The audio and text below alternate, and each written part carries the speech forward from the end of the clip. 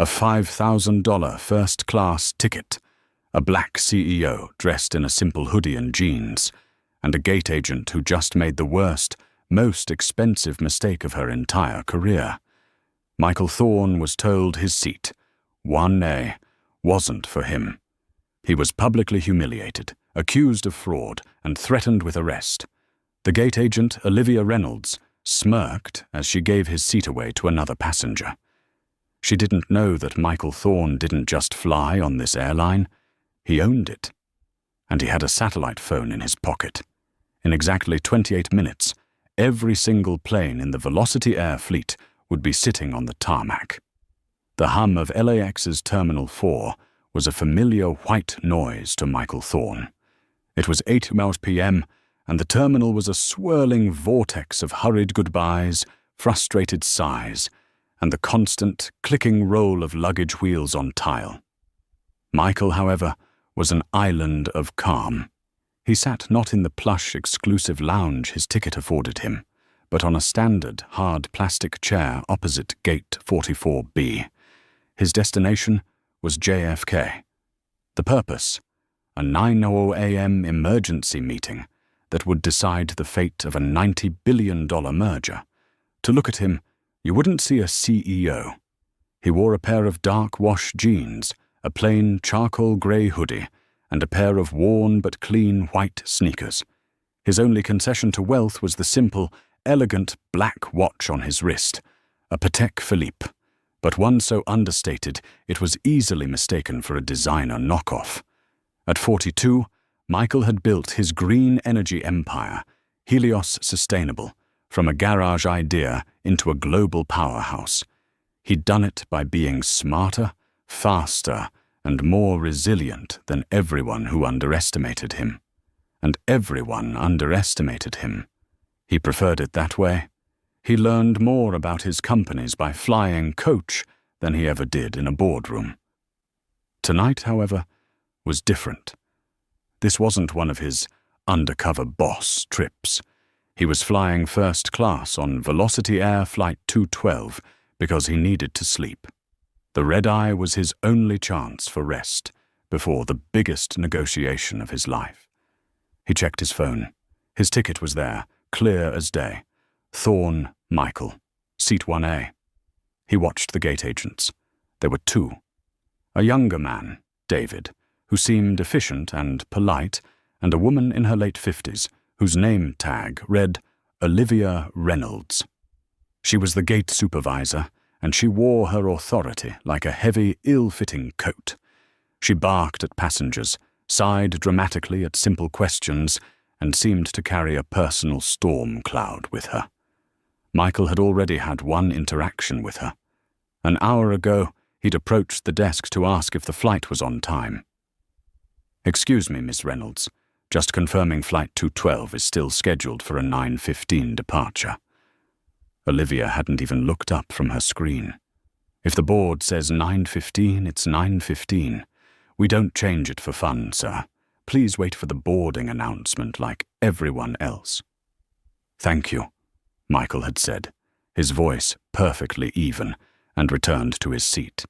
He'd seen her type, her a bit too forceful pecking at the keys. He saw her glance at him, then at her screen, then back at him. A tiny, almost imperceptible frown line appeared between her brows. Michael knew that look. It was the look of cognitive dissonance, the look of someone whose internal biases were being challenged by a simple fact: a black man in a hoodie, sitting in the first-class priority area. He didn't fit her pre-packaged narrative of what Seat 1A should look like. At 8:45 p.m., Olivia's voice crackled over the PA system, dripping with manufactured politeness. "Good evening, ladies and gentlemen.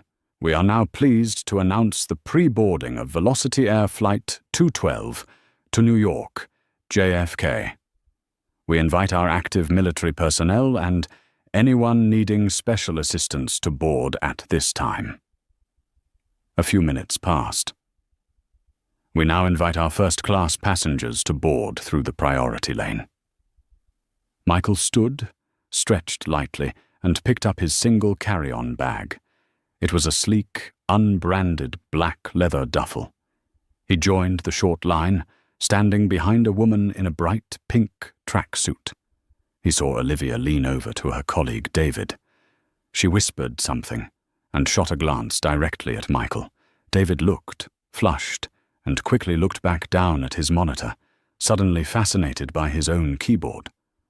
Michael felt the familiar, tired weight of it. Here we go. The woman in the tracksuit was processed. Michael stepped forward. He pulled up the QR code for his boarding pass on his phone, the screen bright. "Good evening," he said, holding the phone out to the scanner. Olivia put her hand up, stopping him from placing it under the red light. "I'm sorry, sir. I'll need to see your physical boarding pass and your ID." Her voice was hard, not procedure hard, personal hard. "Certainly," Michael said. He was used to this. He kept his passport in his jacket pocket specifically for these moments. He handed her the dark blue booklet. Olivia took it, her fingers lingering on it. She popped it open, looking at his photo, then at his face, then back at the photo. She scanned the passport. "And your boarding pass?" "It's on my phone," he said, holding it up again. "We are having system issues," Olivia said, the lie thin and brittle. "I can't scan QR codes right now. I'll have to print you a new one. What was the name?" "Michael Thorne," he said, patiently. Olivia typed his name with 2 fingers, her eyes darting between the screen and his face. The suspicion was rolling off her in waves. "Michael Thorne." She stared at the screen for a long, uncomfortable 10 seconds. Michael could see the reflection in her glasses. His name was right there. Thorne M-Seat 1A. Status confirmed. VIP. "Yes, sir," she said, her voice dropping to a low, conspiratorial and deeply insulting tone. "This ticket has been flagged by our system." Michael blinked. "Flagged? Flagged for what? I bought it this morning." "It's showing an irregularity," she said. "I'm not sure you're the actual passenger for this flight." Behind him, the first-class line was growing. A man in a tailored suit. "Chad," huffed impatiently. "Can we move it? Some of us have planes to catch." Olivia gave Chad a sympathetic smile, then turned back to Michael, her face hardening into a mask of bureaucratic indifference. "Sir, I'm going to have to ask you to step aside. I can't let you board at this time." A cold, quiet anger, the kind that sharpens the senses, began to build in Michael's chest. But on the outside, he remained a statue of calm. He had not built a multi-billion-dollar company by losing his cool in public. "Ma'am, let's be very clear," Michael said, his voice low and precise, not for her, but for the other passengers now staring. "My name is Michael Thorne. That is my passport. This is my boarding pass. My flight is at 9:15. I am in this line. What exactly is the irregularity?" Olivia seemed to draw strength from the audience. She puffed up, her customer service mask dropping away to reveal the raw, ugly judgment underneath. "Sir, this is a very expensive ticket," she said, as if this explained everything. "It was purchased this morning on a new credit card, and it was immediately flagged for a potential security review. It's my job to protect this airline from fraud." "Fraud," Michael repeated. The word hung in the air, heavy and toxic. The man in the suit, Chad, actually snickered. "Are you accusing me of fraud, Miss Reynolds?" Michael asked. "I'm not accusing you of anything, sir," she spat, weaponizing the word. "I'm stating that the system has flagged this ticket. It's very common. We've had a lot of problems with stolen identities and credit card scams lately. People buying last-minute first-class tickets they can't afford." The implication was a slap in the face. "People like you." "Call your ticketing office," Michael said. "The card is an Onyx corporate card. The name on the card is Helios Sustainable. The name on the ticket is Michael Thorne. I am the CEO of that company. You can Google it. It will take you 10 seconds. This, apparently, was the wrong thing to say. Olivia's eyes narrowed into slits. Sir, I am not going to Google you, and I am not going to be intimidated. I have passengers, real passengers, waiting to board. She turned to her colleague. David, start boarding the rest of first class. I'll deal with this. David, looking terrified, nodded and started scanning the tickets of the people behind Michael. Chad pushed past, deliberately bumping Michael's shoulder. Finally, he muttered, handing his pass to David. Some people. Michael held his ground. You are not boarding them ahead of me, Miss Reynolds. I am the passenger in 1A. I am standing right here, and you are denying me boarding. You are causing a disturbance, she suddenly shouted, her voice rising in pitch. The entire gate area went silent. You are holding up an entire flight. I have told you to step aside. If you do not step aside right now, I will be forced to call airport security. Call them, Michael said, his voice flat. Call them right now. He did not raise his voice. He did not gesticulate. He simply stood there, a man being denied a service he had paid for, a man being publicly and professionally shamed for the crime of not looking the part. You asked for it, Olivia shrieked. She grabbed the radio from her belt. This is gate 44B. I have a 1031, a disruptive passenger at the gate. Yes, he's being belligerent. I need assistance immediately. Belligerent? Michael asked, genuinely bewildered. He hadn't moved a muscle. They'll be here in 2 minutes, Olivia said, crossing her arms, a smug, triumphant look on her face. You've done it now.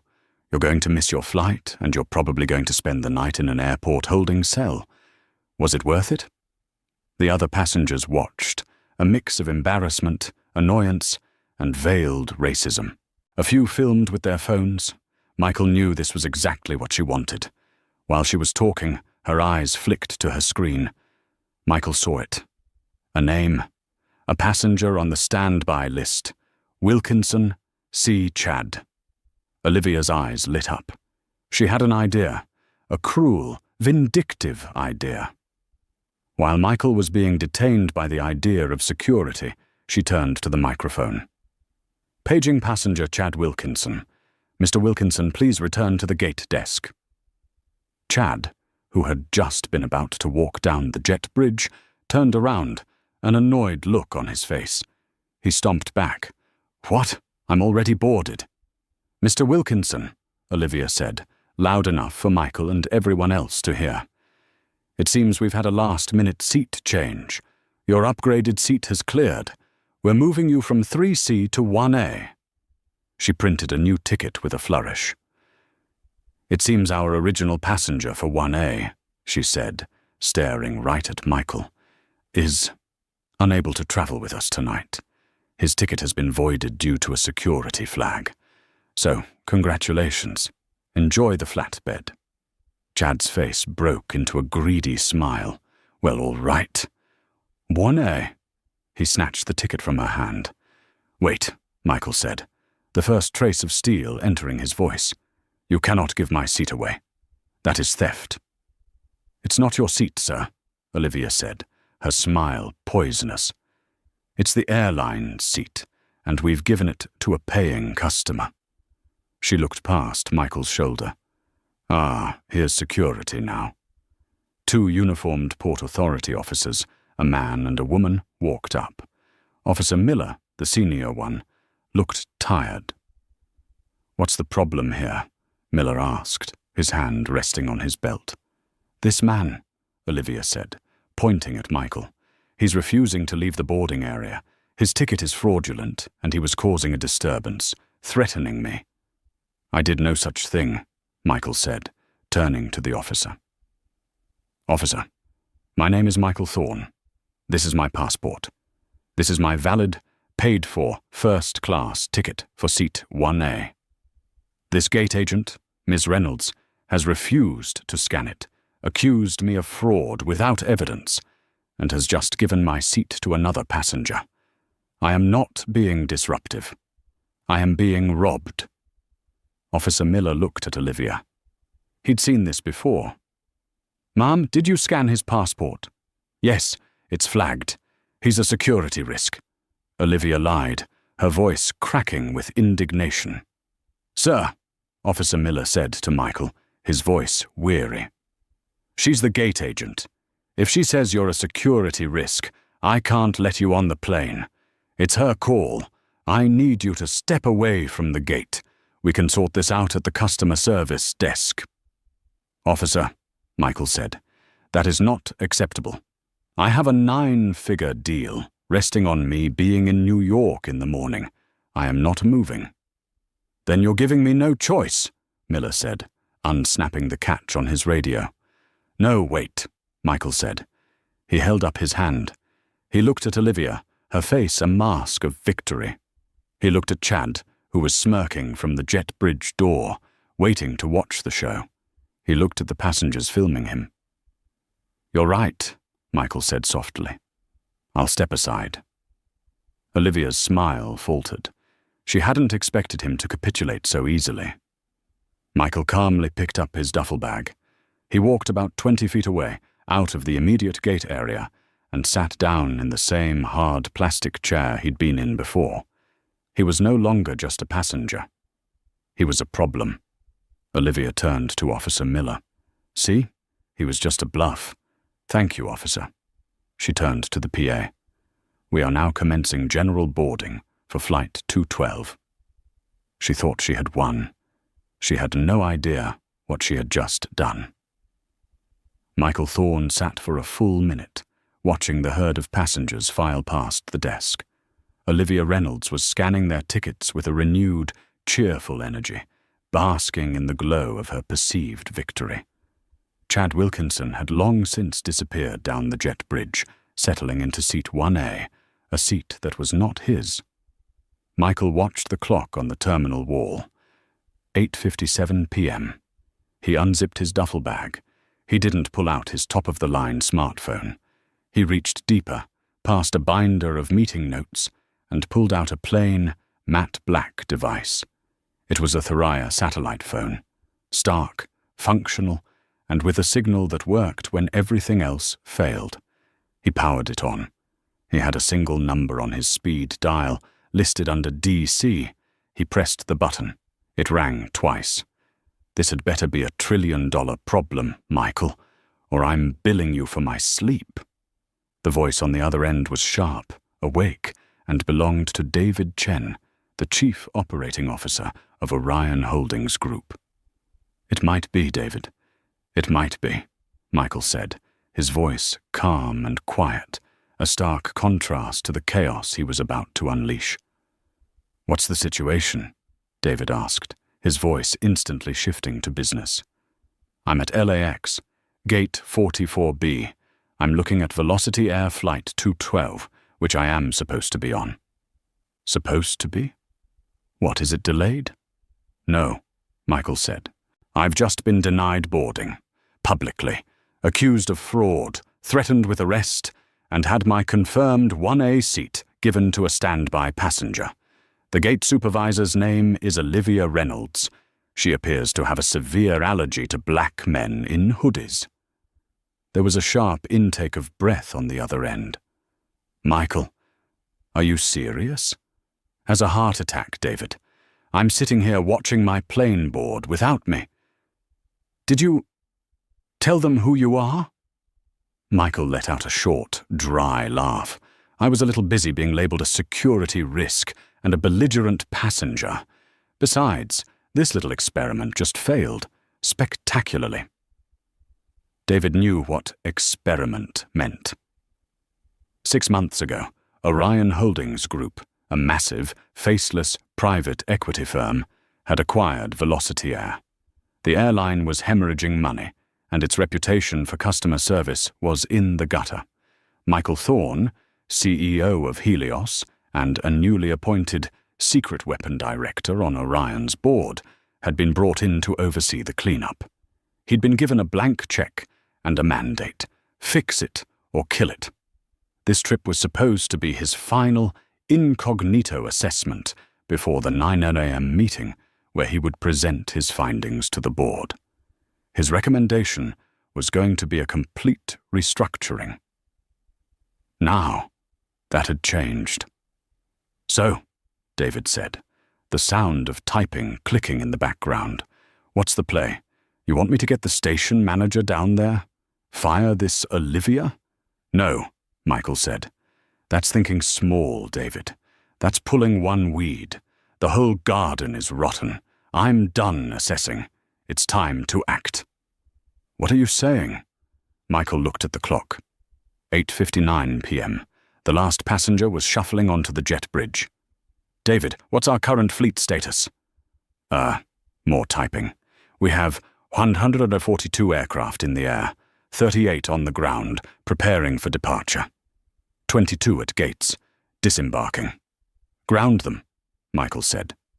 The silence on the other end of the phone was absolute. "Michael, ground them? Ground the whole airline? You can't be serious. The FAA will have our hides. We'll lose tens of millions of dollars per hour." "We're already losing millions," Michael said, his voice hard as ice. "We're losing it in reputation. We're losing it in liability. We're losing it by paying people like Olivia Reynolds to publicly humiliate our customers. I'm done. This isn't an airline. It's a lawsuit waiting to happen, and it just found its plaintiff. Me." He stood up, walking closer to the window, watching the ground crew laze around Flight 212. "But the logistics, the passengers, are my problem, which is why I'm fixing it. Initiate Code Sierra. Full fleet grounding, effective now. All Velocity aircraft, anywhere in the world, are to be immediately routed to the nearest available gate. No takeoffs. Full stop. I want every bird on the ground in the next 30 minutes. Issue a full systems and security audit memo to the FAA. Blame it on a critical failure in our global booking system, which," he added, "is not technically a lie, since the system just allowed a supervisor to steal a passenger's seat." "Jesus, Michael." David was typing furiously now. "Okay, Code Sierra. Are you sure? This is the red button." "I'm not sure, David," Michael said, turning to look back at Gate 44B. Olivia was laughing with Officer Miller, who was still lingering. "I'm certain." "And David?" "Yeah?" "Start the clock. I want to know exactly how long it takes from this call until that woman's smile disappears. Starting. Now."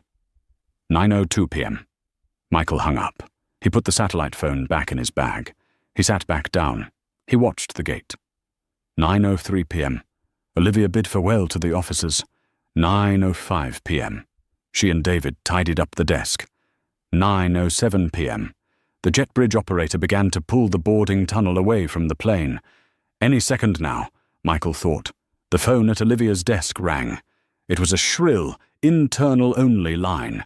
She picked it up, her back to the gate. "Gate 44B, Reynolds." Michael watched. He couldn't hear her words, but he could see her posture. She stood up straight. Her free hand went to her headset. She turned to her computer. "What do you mean, all flights?" he imagined her saying. She started typing. Frantically, her face went from confused to annoyed to pale. 9:09 p.m. 7 minutes. She slammed the phone down. She grabbed her radio. "Flight 212, this is Gate 44B. Hold your position. Do not push back. I repeat, do not push back." She looked at her screen again, her face a mask of disbelief. A red banner had just appeared across the top. "Fleet-wide system alert. Code Sierra. All operations ceased, awaiting executive instruction." She looked up, her eyes scanning the terminal, and locked directly onto Michael. Her victorious smirk was gone. In its place was the first dawning bloom of pure, unadulterated terror. The grounding of an entire airline is not a quiet event. It is a deafening, catastrophic failure, a multi-ton vehicle pile-up in slow motion. For Michael, sitting 20 feet away, it was a symphony of chaos, and he was its silent conductor. The first note was Olivia's panicked call to the jet bridge. The second was the pilot of Flight 212, Captain Evans, a 20-year veteran, sticking his head out of the cockpit door and yelling down the jet bridge, "What in the hell do you mean? Hold position!" The third, and most satisfying, was the sudden, terminal-wide cascade of noise. It started as a single, delayed status flipping on the board above Gate 44B. Then, like a virus, it spread. Gate 42, delayed. Gate 45, cancelled. Gate 46, delayed. Within 90 seconds, every single Velocity Air flight on the main concourse board had flipped from on time to a stark, ominous sea agent. And then, the phones. Hundreds of people in the terminal, all at once, received an alert. A collective groan, followed by a roar of angry, confused voices, erupted. Passengers from other gates, seeing their flights cancelled, began to swarm the nearest customer service desk, which happened to be Gate 44B. "What's going on?" a man in a cowboy hat yelled at Olivia. "My flight to Dallas just got cancelled. I have a connection." "Ma'am, the app says system error," another woman cried. "I have to get to a funeral." Olivia Reynolds was drowning. She was holding her headset, one hand on her keyboard, her face completely ashen. I don't have any information, sir. It's a system-wide outage. All flights are... They're what?" the man demanded. "They're grounded," David, the younger agent, whispered, his eyes wide with terror as he read the internal memo that had just popped up. All of them. Everywhere. In the world. The terminal descended into a full-blown meltdown. People were shouting. A woman started crying. The two Port Authority officers, Miller and his partner, came running back, their expressions shifting from routine to riot control. "What happened?" Officer Miller yelled at Olivia. "I don't know," she wailed, tears of frustration and panic welling in her eyes. "The system just stopped. Everything is grounded. They're saying it's a security audit." Through it all, Michael Thorne sat, watching. He felt a grim sense of finality. He had pulled the pin. Now, he had to handle the explosion. His regular smartphone buzzed, a text from David Chen. "DC, fleet is 40% on the ground. Air traffic control is unhappy. FAA is demanding answers. You're trending on Twitter. Wahonaham Velocity grounded." Michael ignored it. He stood up. He picked up his duffel bag and began to walk. Not away, but toward the chaos. He walked calmly, purposefully, parting the sea of angry passengers. They were all focused on Olivia, the symbolic head of the snake. He walked right up to the desk. Olivia, Officer Miller, and the panicked David were in a tight huddle. "Excuse me," Michael said, his voice calm, but projecting easily over the din. Olivia looked up. When she saw him, her panic was momentarily replaced by a flash of pure, unadulterated rage. "You!" she shrieked. "You're still here? I don't have time for this. Get him out of here, officer. He's probably what caused this. He's the security risk I warned you about." Officer Miller, to his credit, was now deeply skeptical. This one man in a hoodie had grounded an airline. He looked at Michael. "Sir, I told you, you need to leave this area." "I will, officer," Michael said. "But first, I need Ms. Reynolds to do something for me." "Do something for you?" Olivia laughed, a high, hysterical sound. "Are you insane? The entire airline is grounded, you fool. I can't even get you on a flight tomorrow. Now get out." "I don't want a flight," Michael said. He pulled out his satellite phone and placed it on the counter. "I want you to call your CEO." Olivia stared at the phone. What? I can't just call the CEO. You're right, Michael said. He's busy. Call your head of North American operations, a man named, let's see, Tom Gaffner. Call him. On his private cell. Olivia's blood ran cold. No one at her level knew Tom Gaffner's private cell number. How do you know that name? Call him, Michael insisted, his voice hardening. Tell him Michael Thorne is at Gate 44B at LAX and that Code Sierra is in full effect. And tell him that his gate supervisor, Olivia Reynolds, just gave my 1A seat to a standby passenger named Chad Wilkinson. The color drained from Olivia's face. She fumbled for her desk phone. She didn't have Gaffner's cell, but she had the Regional Operations Center. This is Reynolds at LAX. I need a red line to Tom Gaffner. Yes, now. No, I don't care if he's in a meeting. Tell him it's about Code Sierra. She was put on hold. The entire terminal was now watching this personal bizarre drama unfold at the epicenter of the chaos. Michael checked his watch. 9:20 p.m. 18 minutes. Olivia's face went from pale to ghostly white. She was listening to the phone, her hand shaking. Yes, sir. Mr. Gaffner. I understand. Yes. He's here. Yes. His name is Michael Thorne. She looked at Michael, and for the first time, he saw not just panic, but a deep, existential dread. The kind of dread you feel when you realize you haven't just made a mistake, you've made a career-ending, life-altering mistake. He wants to speak to you, she whispered, holding the phone out to Michael, her hand trembling so badly she could barely hold it. Michael didn't take it. Tell him I'm busy, Michael said, looking her dead in the eye. Tell him his entire executive team is fired, and tell him to get Captain Evans and the passenger in 1A off my plane. Right now. The jet bridge was still attached to the aircraft. Olivia, moving like a shell-shocked automaton, relayed Michael's message into the phone. Sir, he says you're fired, and he wants the captain and the passenger in 1A off the plane. A torrent of apoplectic shouting erupted from the receiver, so loud that even Officer Miller could hear it. Olivia flinched. Just do it, Michael said, his voice quiet. He turned to Officer Miller. Officer, you might want to have your partner meet the passenger from 1A. He's about to be deplanned, and he won't be happy about it.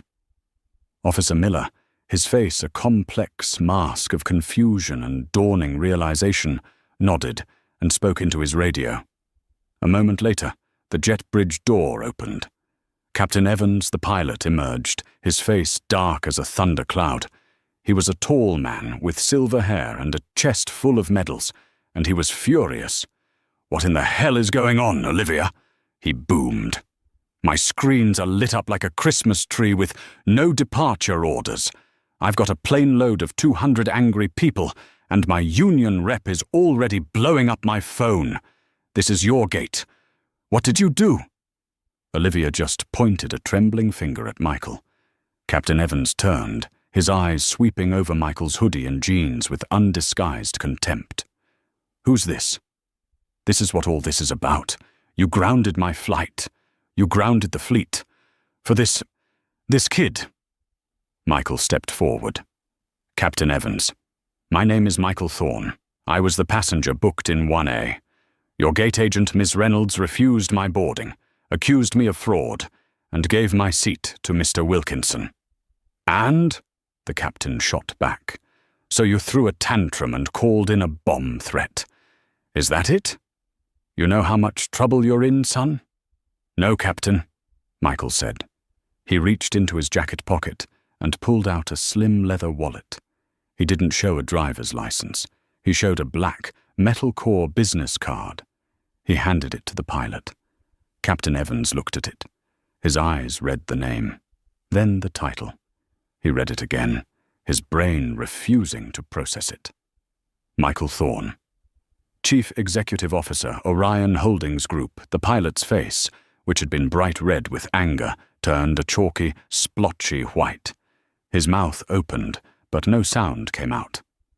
Orion. Holdings? He finally stammered. The new owners. The owners, Michael corrected him, his voice still level. Velocity Air is one of our underperforming assets, an asset I was flown in to personally inspect before a 9:00 a.m. board meeting tomorrow, a meeting where I was supposed to recommend a restructuring. But your gate supervisor, Ms. Reynolds, just rewrote my entire presentation. He turned his gaze to Olivia. She looked like she was going to be physically ill. I'm not a security risk, Ms. Reynolds. I'm not fraud. I'm your new boss. Or, well, he glanced at his watch. I was, for the last 6 months, incognito. Just then, the second officer emerged from the jet bridge, practically dragging Chad Wilkinson by the arm. Chad was red-faced and yelling, "Get your hands off me! I'm a first-class passenger! This is assault! I'm going to sue!" He stumbled out into the gate area and saw the crowd. He saw Olivia, the pilot, and Michael. "What is this?" he demanded. "I was in my seat. 1A. "Mr. Wilkinson," Michael said, "thank you for beta testing my seat. Your trial period has expired. You were a party to the theft of a ticketed passenger's seat. You'll be refunded for your original coach ticket. Security will now escort you from the terminal. You're banned from Velocity Air. For life." "You can't do that," Chad sputtered. "He can," Captain Evans said, his voice a low gravel. He had found his tongue, and it was now dripping with professional terror. He really can." "Sir," he said, turning to Michael. "Mr. Thorne, I had no idea. On behalf of the crew, You did nothing, Captain," Michael cut him off. "You were in your cockpit, where you were supposed to be. Your gate staff, however, is another story." All eyes turned to Olivia. She was backed against the counter, her entire world collapsing, broadcast live on a dozen smartphones. I was just following procedure," she whispered, the lie pathetic and weak. "Procedure?" Michael's voice finally rose, just a little, laced with a cold fury that was more terrifying than any shout. Was it procedure to accuse me of fraud? Was it procedure to see a black man in a hoodie and assume he couldn't possibly belong in 1A? Was it procedure to lie to a police officer, telling him I was belligerent when I never raised my voice? Was it procedure to steal my seat and give it to him as a little treat? He stepped closer. "You weren't following procedure, Olivia. You were following your prejudice, and you just cost this company over $100 million as a start. You're the most expensive employee Velocity Air has ever had. Congratulations." Michael turned to the stunned crowd. "Ladies and gentlemen," he said, his voice projecting through the terminal, "my name is Michael Thorne. I am the CEO of the company that owns Velocity Air." A collective gasp went up. The phones were all pointed at him now. "What you have just witnessed is a symptom of a corporate culture that is broken, a culture that I am here to fix, starting tonight." He looked at the pilot. "Captain, your flight is cancelled. So is every other flight on this board. But I am going to New York. I want a new crew, a new gate agent, and this plane cleaned and refueled. I'll be leaving in 1 hour." He looked at Officer Miller. "Officer, thank you for your time. I believe you'll need to escort Ms. Reynolds and Mr. Wilkinson from the premises.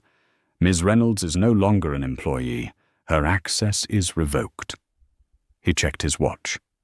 9:30 p.m. 28 minutes, he said to himself. From denial to grounding. He turned, picked up his bag, and walked past the speechless Olivia Reynolds, past the horrified Captain Evans, and strode down the now empty jet bridge.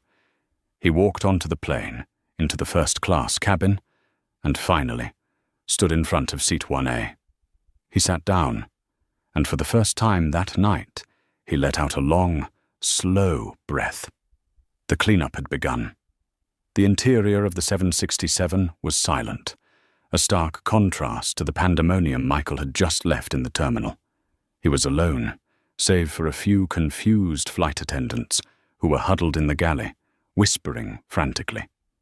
They had seen the passenger from 1A ejected. They had seen the captain's face.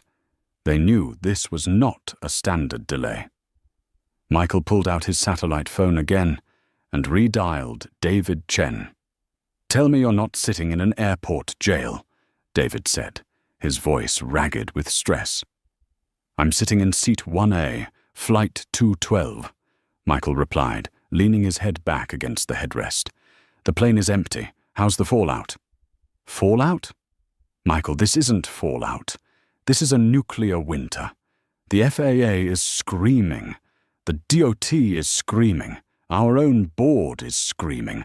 Our stock is projected to open down 40%. "Good," Michael said. "Let it burn. We'll rebuild from the ashes. Send the memo." "The full board memo." "No," Michael said. "The Olivia Reynolds memo. I want every single employee at this company, from the baggage handlers to the VPs, to get an alert. Effective immediately, Olivia Reynolds, employee ID 7049, has been terminated with cause." "Michael, we can't. The liability. We can't name her." "We're not. The memo will state, an employee, after engaging in discriminatory behavior, accusing a ticketed passenger of fraud based on their appearance, and violating federal airline protocols by giving away a confirmed, paid-for seat, has been terminated. This action resulted in a fleet-wide grounding for a full security and systems audit. Velocity Air has a zero-tolerance policy for discrimination in any form. We will be better. We will do better. The audit starts now." "Jesus," David breathed. "That's a message?" "It's a promise. Now, about the passengers. I want every single passenger who was booked on a Velocity Air flight tonight, anywhere in the world, to be fully refunded. Not a voucher. A full cash refund, plus a $1,000 credit for their trouble. Book them on our competitors. Pay for it. Pay for their hotels. Pay for their meals. I want this to be the most expensive mistake one gate agent has ever made. That's catastrophic. It's the cost of business, David. The cost of fixing a cancer. Do it." Michael hung up. He looked out the window. Back in the terminal, he could see the scene. Olivia Reynolds was being led away, not in handcuffs, but by two grim-faced airport managers. She was crying, a messy, ugly cry of someone who had never faced a real consequence. Chad Wilkinson was yelling at Officer Miller's partner, jabbing his finger, and was being calmly but firmly directed toward the exit. The crowd of passengers was still there, but their anger was now mixed with a sense of awe. They had just witnessed a corporate execution. A new crew, looking nervous and incredibly professional, walked down the jet bridge. A new pilot, a woman, stopped at the entrance to 1A. "Mr. Thorne," she asked, her voice crisp. "Captain Sarah Jenkins, your new flight crew. We've been pulled from the JFK London route. We're fueled, we're pre-flighted. We can be in the air in 20 minutes. "Thank you, Captain," Michael said, giving her a small, tired smile. "I appreciate you." "We read the memo, sir," she said, her expression unreadable. "It's all over the internal network.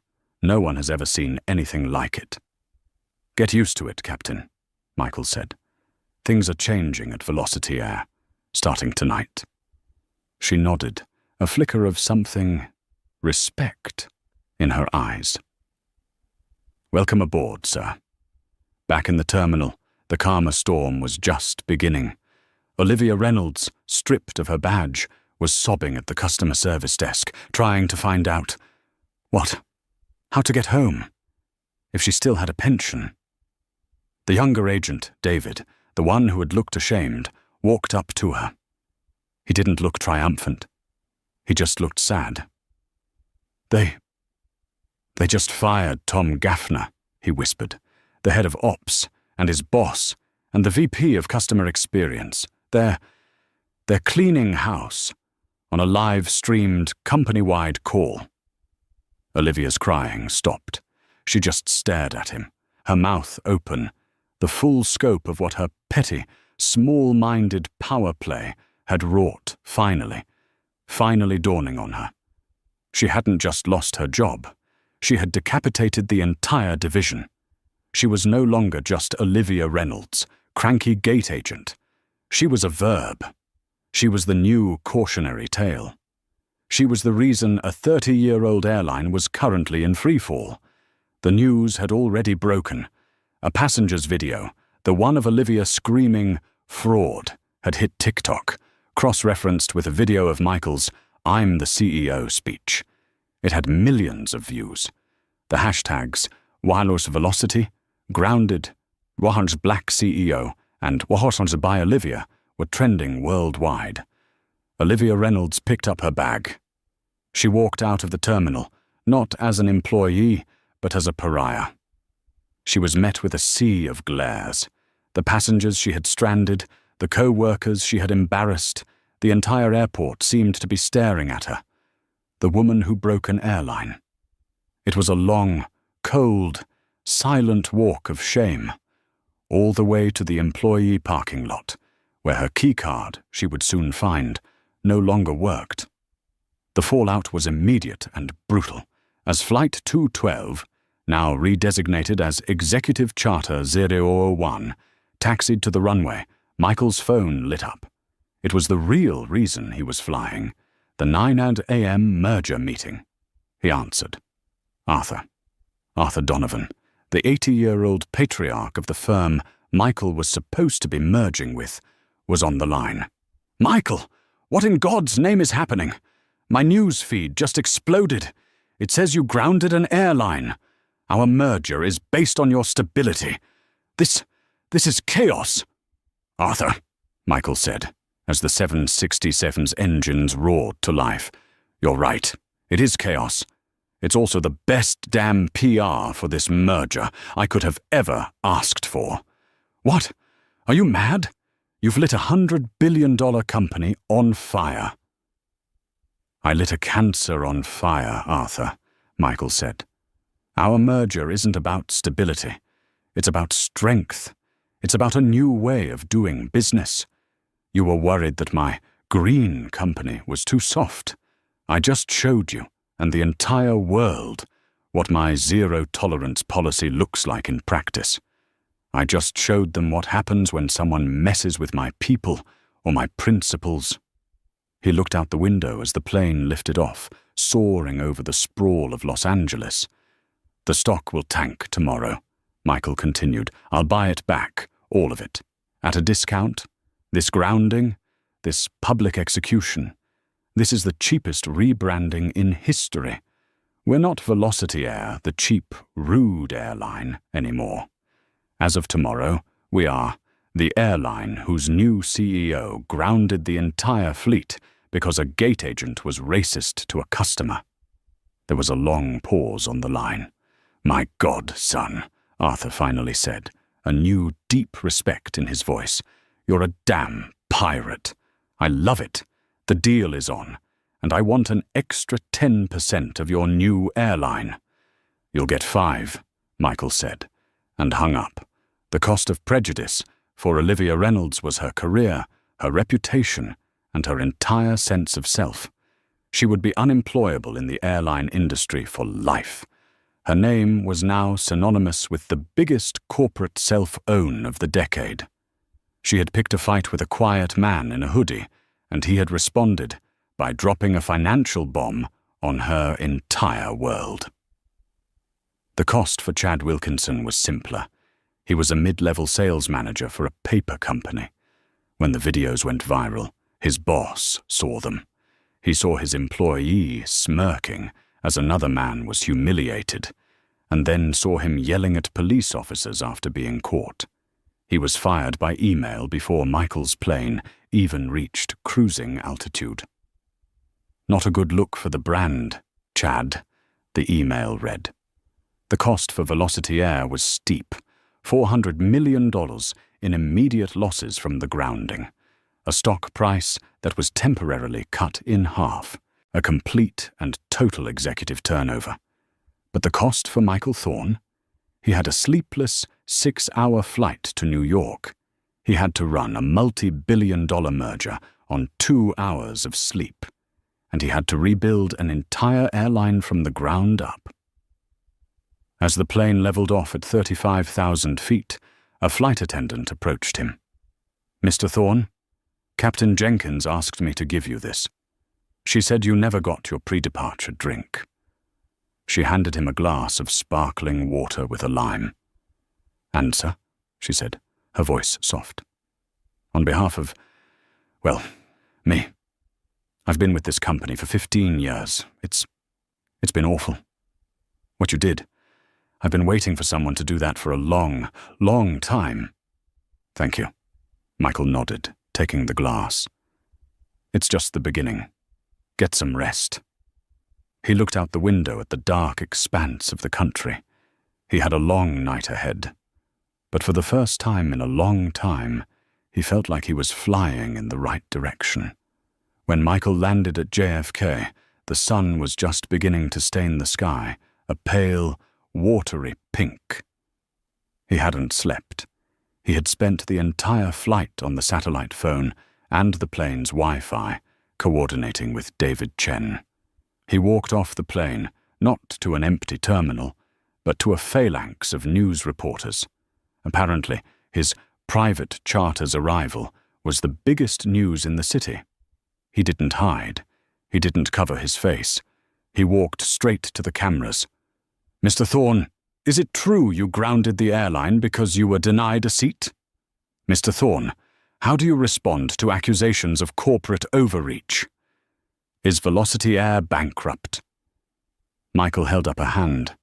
The chaotic scrum of reporters fell silent. "My name is Michael Thorne," he said, his voice raw from the dry cabin air and the non-stop calls. "Last night I was a customer, and I was treated with disrespect.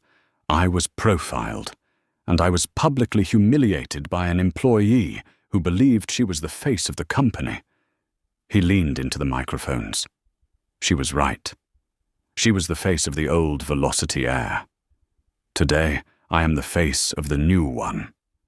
Last night, I initiated a fleet-wide grounding, not out of anger, but out of necessity. It was a full systems and ethics audit. We found the bug, and we fixed it. What about the stock price, Mr. Thorne? Your investors have lost millions. "I am the largest investor," Michael said flatly, "and I've never been more confident. We are refunding every single passenger. We are rebooking them on our competitors. We are paying for their hotels and their meals. We lost money, yes, but we are gaining trust. We are gaining a new reputation. As of today, the new bottom line at Velocity Air isn't just about profit. It's about respect. That's the new policy. That's the new brand. Respect. Non-negotiable."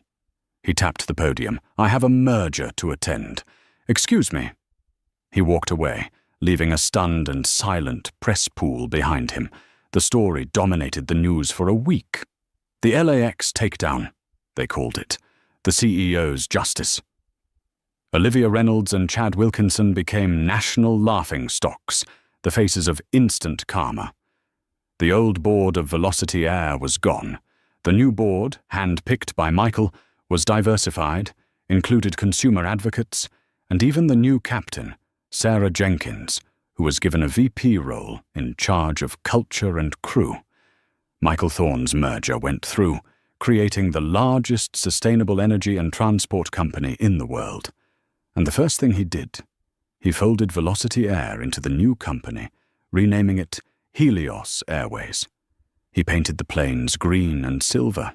He installed the best Wi-Fi, gave the best snacks, and paid his staff the highest wages in the industry. And on the inaugural flight from LAX to JFK, he was on board. An employee, a new gate agent, smiled at him as he scanned his pass. "Welcome aboard, Mr. Thorne. You're in 1A. "Thank you," Michael said, smiling back. "It's good to be home." He sat down, buckled his seatbelt, and closed his eyes. The flight was full. The company was sound. The message had been sent. And this time, he knew he would get to sleep. And that, folks, is what you call real-life karma, served at 35,000 feet. Olivia Reynolds learned the hard way that the person you judge by their hoodie might just be the person who signs your paycheck, or in her case, your termination papers. Michael Thorne didn't just get his seat. He reset an entire company, grounding an airline to prove that respect isn't optional, it's the bottom line. What did you think of Olivia's downfall? What would you have done in Michael's situation? Let us know your thoughts in the comments below. We read every single one. If you love stories where the arrogant get exactly what they deserve, and you believe that karma is always watching, do us a huge favor. Hit that like button. Share this video with a friend who needs to see it. And most importantly, click that subscribe button and ring the bell. You don't want to miss the next story. Thanks for watching, and we'll see you in the next one.